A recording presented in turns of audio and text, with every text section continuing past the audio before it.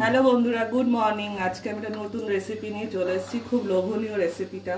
তো তোমাদের বলে দিই কি রেসিপি। এটা হচ্ছে লোটে মাছের শুটকি। তো এখানে দেখো আমি লোটে মাছ নিয়েছি, ফ্রেশ একদম শুটকিটা।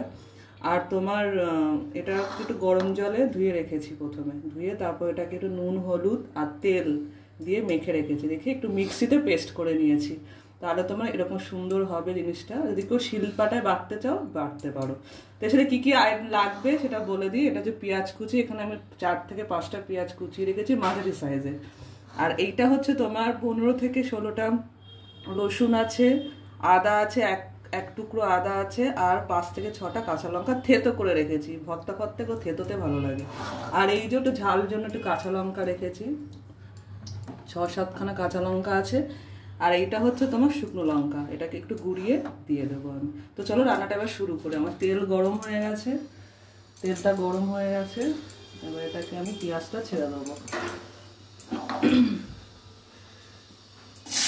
পেঁয়াজটা দিয়ে দিলাম, পেঁয়াজটা একটু লাল লাল হলেই রসুনটা দিয়ে দেবো।